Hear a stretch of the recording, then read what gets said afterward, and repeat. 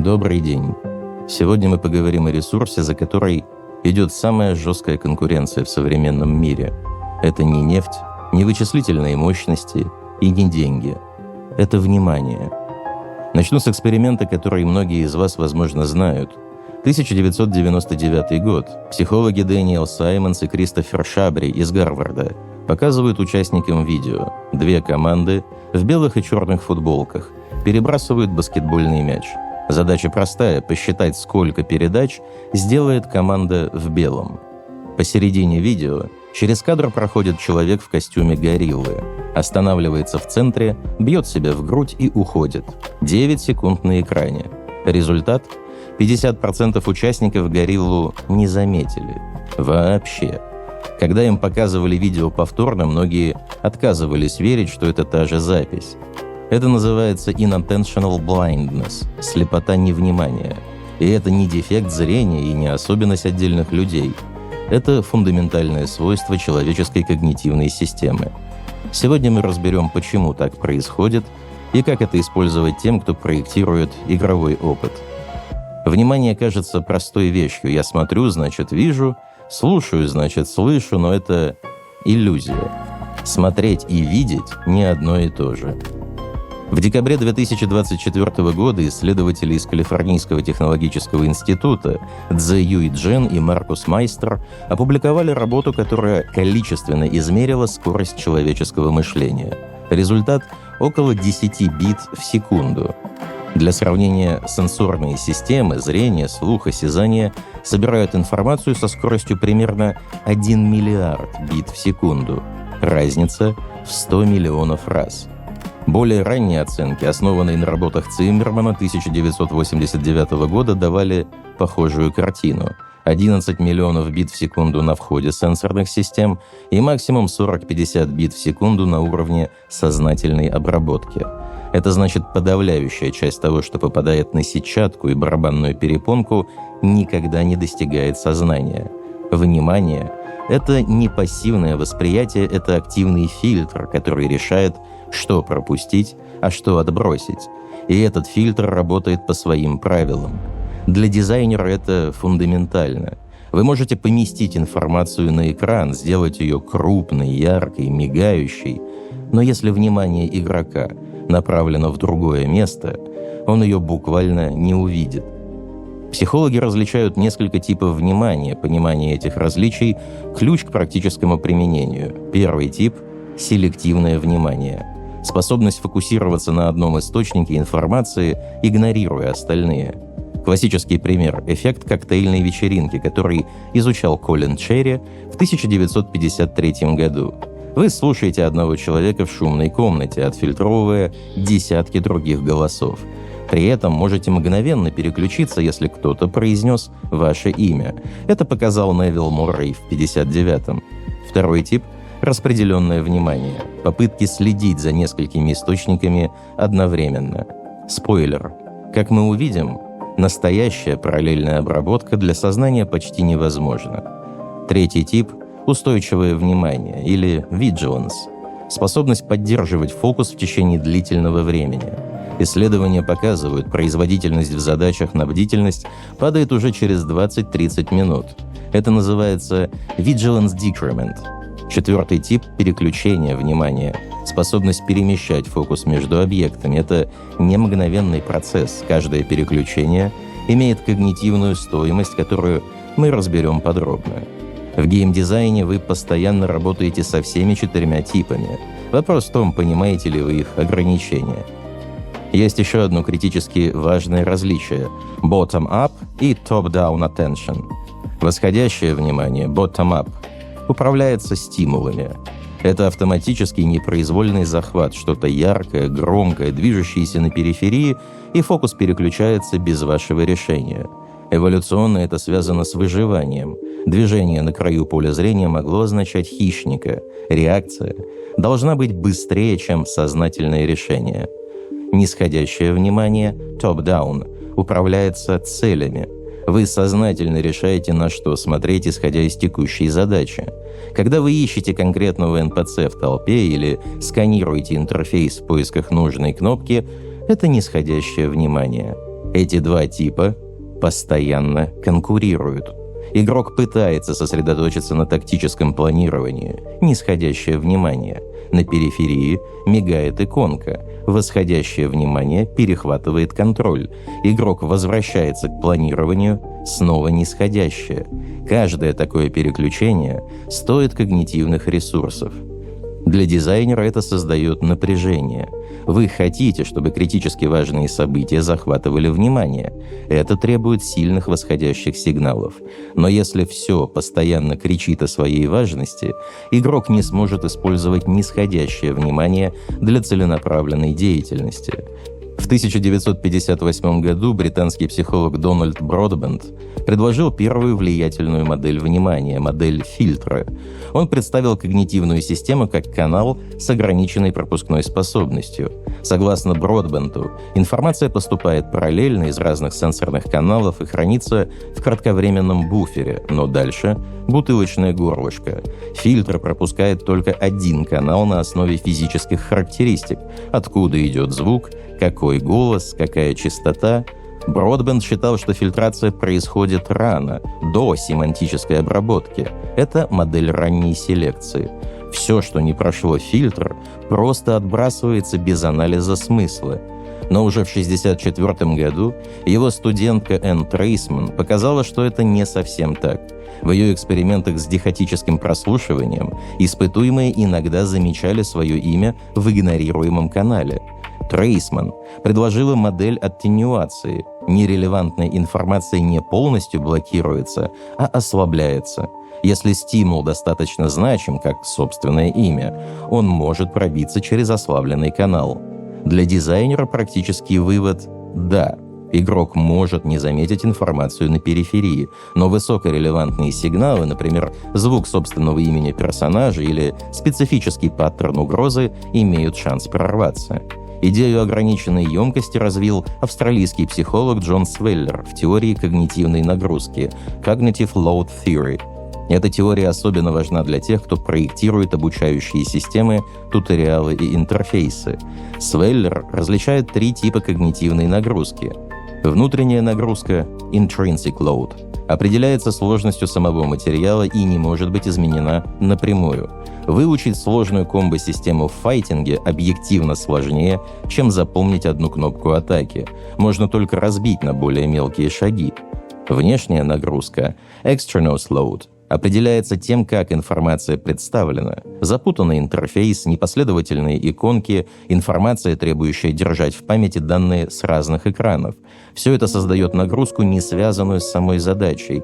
Это можно и нужно минимизировать. Релевантная нагрузка – germane load. Связана с построением ментальных моделей и схем. Это полезная нагрузка, которую нужно поддерживать. Именно она ведет к обучению. Ключевой принцип – общая емкость рабочей памяти фиксирована. Если внешняя нагрузка съедает ресурсы, на понимание самой игры не остается места. Игрок борется с интерфейсом вместо того, чтобы осваивать механики. В 1956 году Джордж Миллер опубликовал одну из самых цитируемых статей в истории психологии «Магическое число 7 плюс-минус 2». Миллер показал, что кратковременная память может удерживать около 7 независимых единиц информации, чанков. Но это не 7 бит. Чанк — это субъективная единица. Опытный шахматист видит не отдельные фигуры, а паттерны и может запомнить позицию из 20 фигур как 3-4 чанка. Новичок видит хаос из 20 элементов и перегружается. Более поздние исследования, в частности, работы Нельсона Коуэна 2000-х годов, уточнили это число до 4 плюс-минус 1 для фокуса внимания. Для геймдизайна это означает, если вы требуете от игрока держать в голове больше 4 независимых элементов одновременно, что-то будет забыто. Либо упрощайте, либо группируйте информацию в осмысленные паттерны, либо выносите на экран. В настольных ролевых играх это еще критичнее. Ведущий, который описывает комнату с 7 НПЦ, 3 выходами, 2 угрозами и активным таймером, перегружает игроков. Хороший ведущий структурирует информацию в чанке. 3 группы: торговцы слева, стражи у двери, подозрительный тип у камина. Один из самых устойчивых мифов внимания, что люди могут эффективно делать несколько когнитивных задач одновременно. Десятилетия исследований последовательно это опровергают. Когда мы думаем, что делаем два дела одновременно, мы на самом деле быстро переключаемся между ними. Термин «многозадачность» — заимствование из компьютерных наук, где процессор действительно может параллельно обрабатывать потоки. Человеческий мозг так не работает. Исследования Джошуа Рубинштейна, Дэвида Мейера и Джеффри Эванса, опубликованные в 2001 году в Journal of Experimental Psychology, показали, переключение между задачами может стоить до 40% продуктивного времени. Каждое переключение требует двух когнитивных операций – goal shifting, смена целевой установки, и rule activation – загрузка правил новой задачи. Исследования Глории Марк из Калифорнийского университета в Ирвайне добавляют еще одну важную метрику. В среднем требуется 23 минуты 15 секунд, чтобы полностью восстановить глубокий фокус после прерывания. И это не время на саму отвлекающую задачу, это время на возврат к прежнему уровню погружения. В 2004 году средний период внимания на экране составлял 2,5 минуты, к 2023 году – 47 секунд. В 2009 году профессор Софи Лерой из Университета Вашингтона ввела термин «attention residue» – остаточное внимание.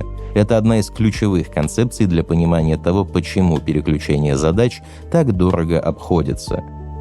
Когда вы переключаетесь с задачи А на задачу Б, часть вашего внимания остается на задаче А, особенно если задача А не была завершена или эмоционально значима. Вы физически работаете над задачей Б, но когнитивно, частично еще в задаче А.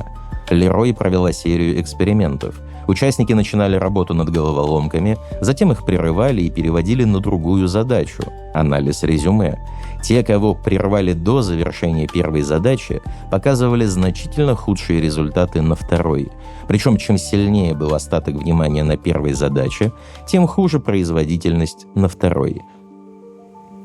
Для игрового дизайна это имеет прямые следствия. Если вы прерываете игрока кат-сценой посреди боя, его внимание частично остается в бою. Если вы требуете от ведущего настольной игры мгновенно переключаться между ролями 5 NPC, качество отыгрыша каждого пострадает. Решение Лерой – Ready to Resume Plan.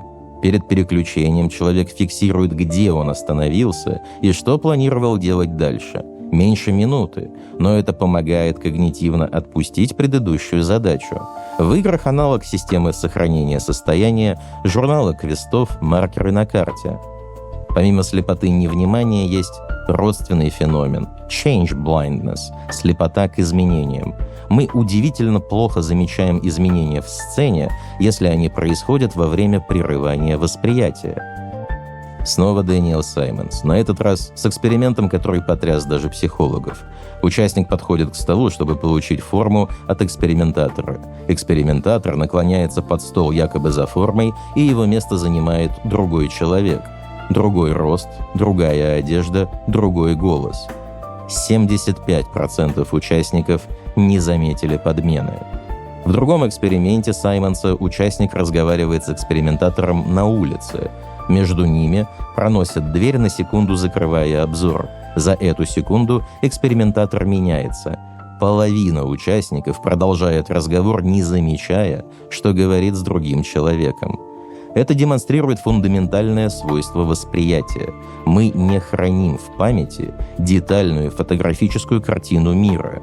Мы храним схему, суть и достраиваем детали каждый раз, когда смотрим.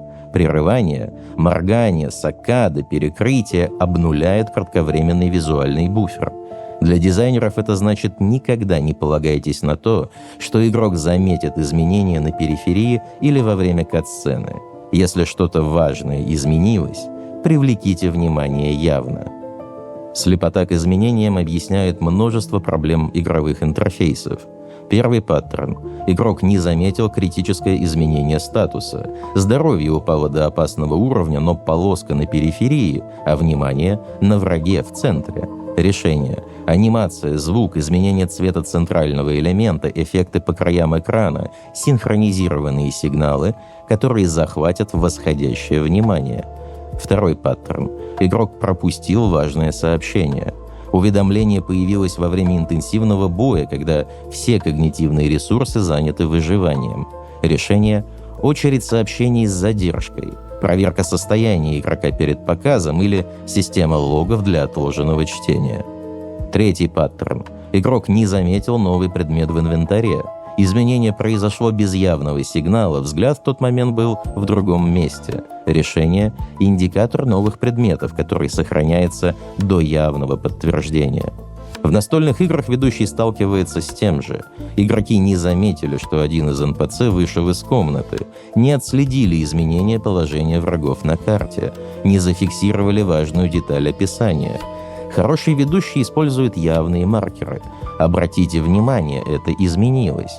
Повторяет ключевую информацию, использует физические токены. Теперь о механизме, который можно активно использовать для управления вниманием. Это ориентировочная реакция, orienting response или orienting reflex. Термин ввел Иван Павлов в начале 20 века, описывая реакцию собак на новые стимулы. Детально механизм изучил советский психофизиолог Евгений Соколов в 50-60-х годах. Что происходит при ориентировочной реакции? Это целый каскад. Голова и глаза поворачиваются к источнику стимула, зрачки расширяются, сердечный ритм кратковременно замедляется. Это называется cardiac orienting response. Кожная проводимость меняется, активность мозга перестраивается в режим анализа нового. Это древний механизм. Любой новый стимул потенциально важен, угроза или возможность, требуется быстрая оценка. Ориентировочная реакция обеспечивает эту оценку, прерывая текущую деятельность и направляя ресурсы на анализ. Ключевой момент. Реакция возникает на изменения, на новизну, на нарушение ожидания.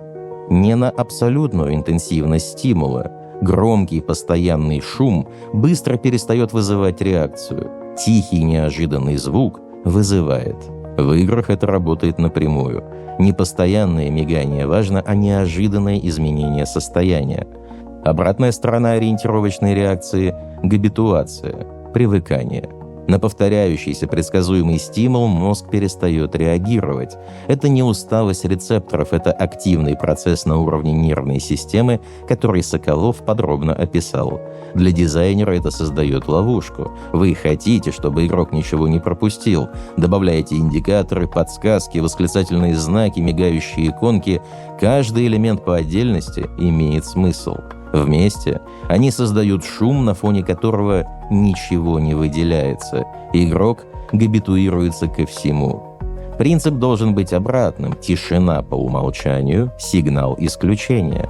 Если в интерфейсе обычно ничего не мигает, то мигающий элемент гарантированно привлечет внимание.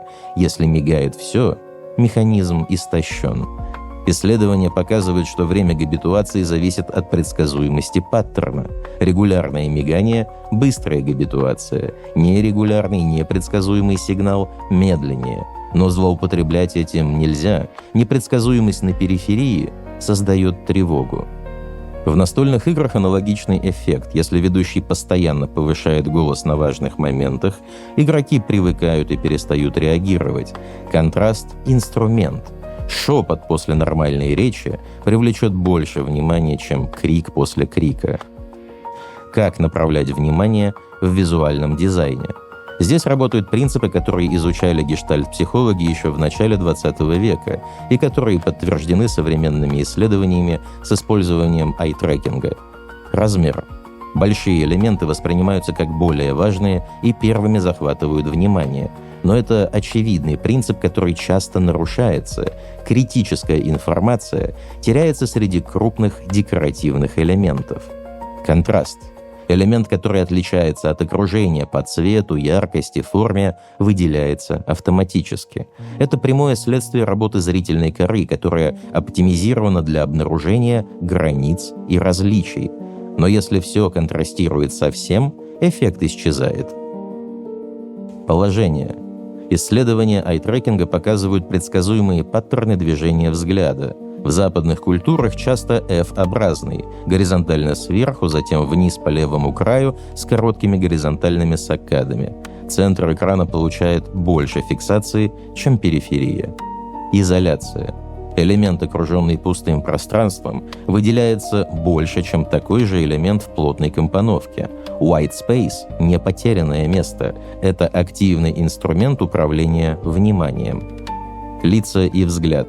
Человеческие лица захватывают внимание автоматически, особенно глаза. Это настолько сильный эффект, что направление взгляда персонажа на экране направляет взгляд игрока.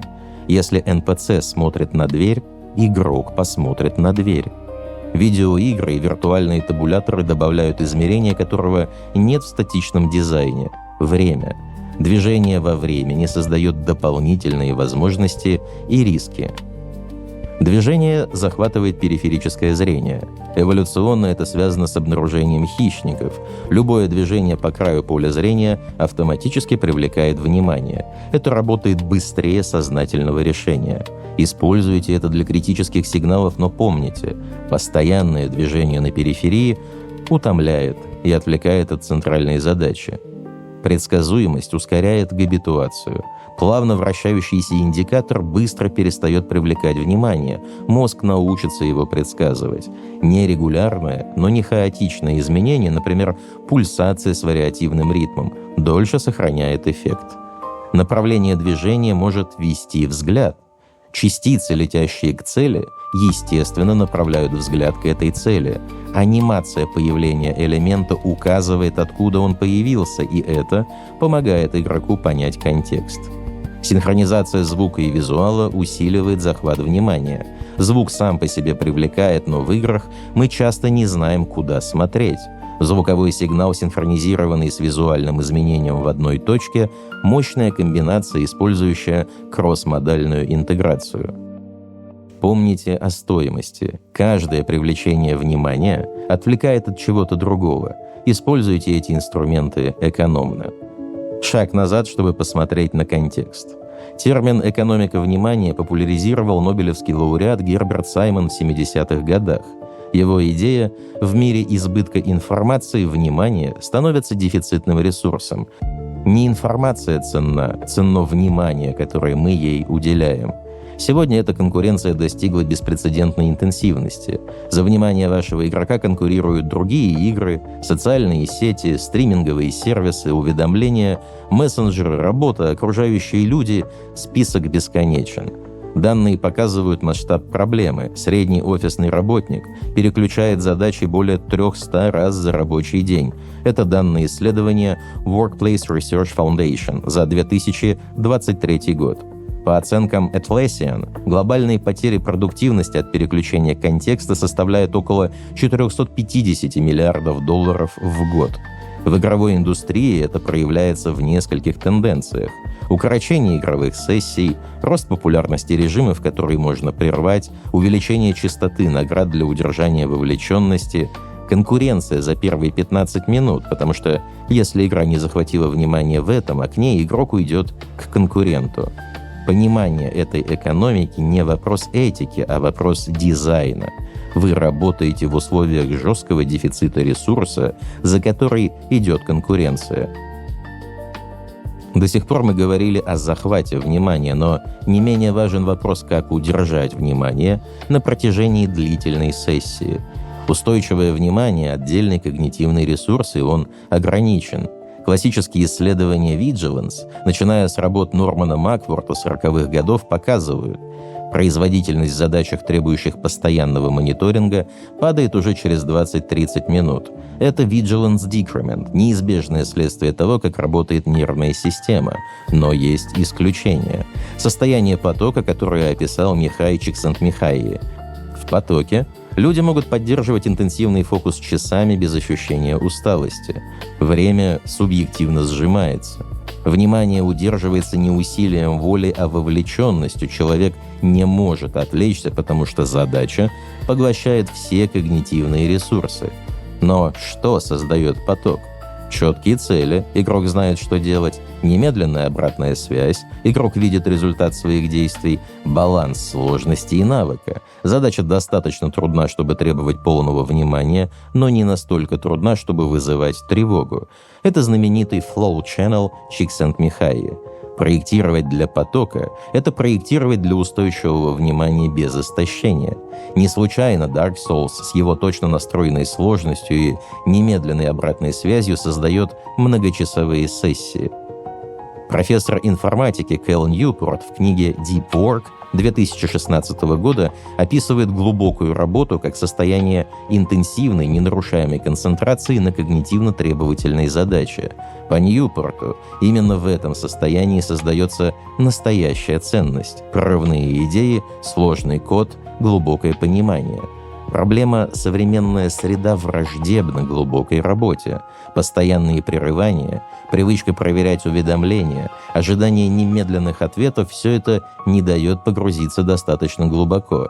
Глория Марк показала, после прерывания требуется в среднем 23 минуты, чтобы вернуться к прежнему уровню фокуса. Если прерывание происходит каждые 15 минут, глубокий фокус не достигается никогда. Для игр это двояко. С одной стороны, игра может быть пространством для глубокой работы, опытом погружения, который современному человеку иначе недоступен. Именно поэтому люди ценят игры, которые позволяют потеряться на часы, от Factorio до Baldur's Gate. С другой стороны, игра может быть источником прерываний, который мешает глубокой работе в других сферах. Мобильные игры с пуш-уведомлениями, таймеры энергии, требующие регулярного возврата – все это конкурирует за те же когнитивные ресурсы. Понимание этой дихотомии помогает осознанно выбирать, какой опыт вы проектируете. Переходим к конкретным рекомендациям. Начнем с интерфейса. Первый принцип – иерархии важности. Не все элементы равнозначны. Определите, что критично, игрок умрет, если пропустит. Что важно, игрок пострадает, но справится. Что второстепенно – nice to have. И сделайте это различие визуально очевидным. Критичное – крупно, контрастно, в зоне естественного фокуса. Второстепенное – меньше и приглушеннее, на периферии. Второй принцип – информация по требованию. Не показывайте все сразу, показывайте то, что нужно сейчас. Детали по запросу или по наведению. Это снижает когнитивную нагрузку и позволяет вниманию сосредоточиться на релевантном. Паттерн – progressive disclosure. Третий принцип – консистентность размещения. Если критическая информация, здоровье, мана, патроны всегда в одном месте, игрок формирует автоматизм. Взгляд идет туда без сознательного решения. Если элементы скачут по экрану, каждый раз нужно искать заново. Четвертый принцип – пустое пространство как инструмент. White space – не потерянное место, это воздух. Он позволяет важному выделиться. Плотно забитый экран – это визуальный шум, в котором все сливается.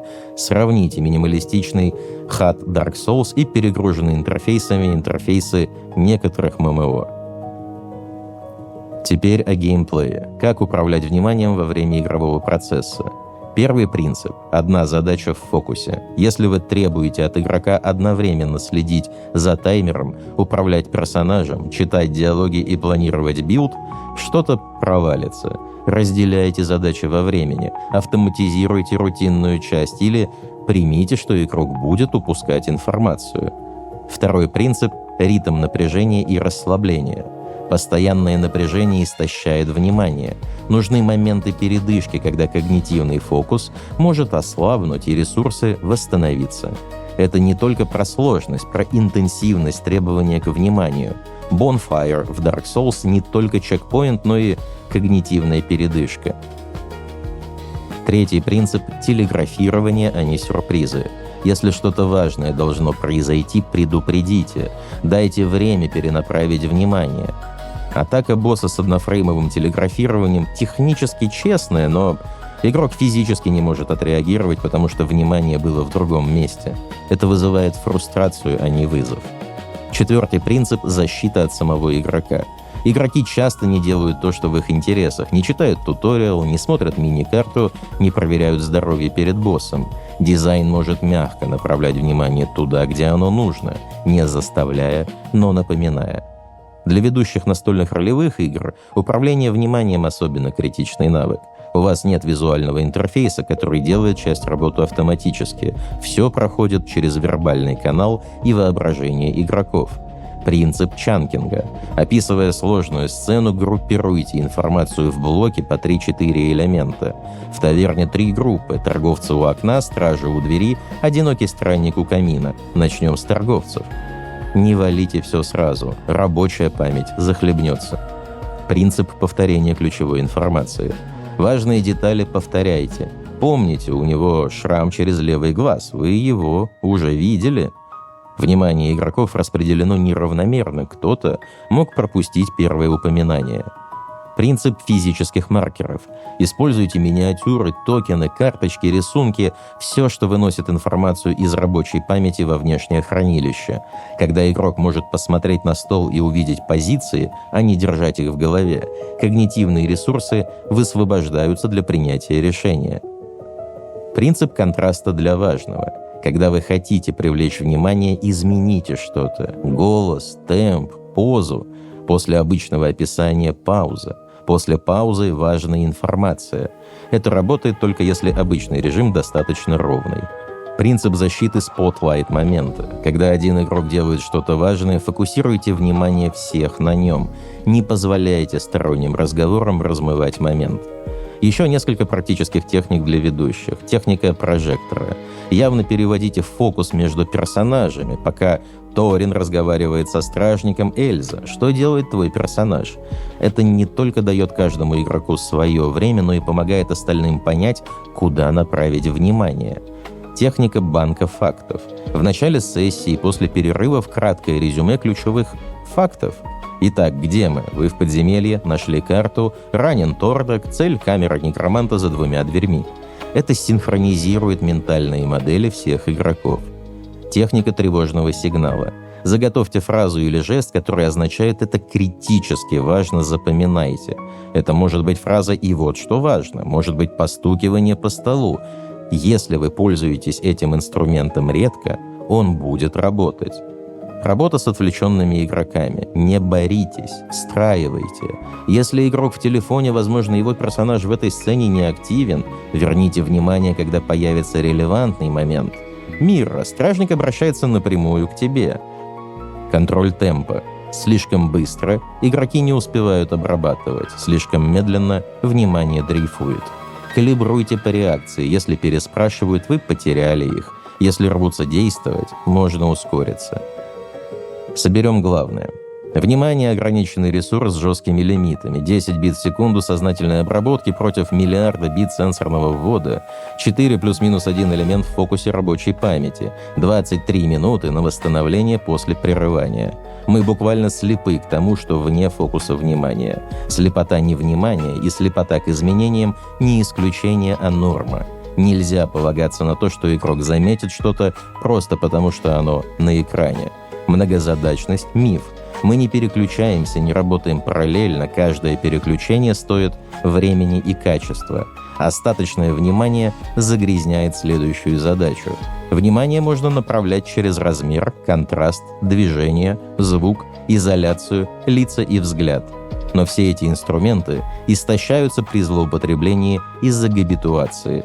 Устойчивое внимание лучше всего поддерживается состоянием потока, через четкие цели, немедленную обратную связь и баланс сложности с навыком. Усилие воли – плохая замена хорошему дизайну. Вы работаете в экономике внимания с жесткой конкуренцией, понимание механизмов, конкурентное преимущество. 3 принципа на вынос. Первый – меньше, но больше.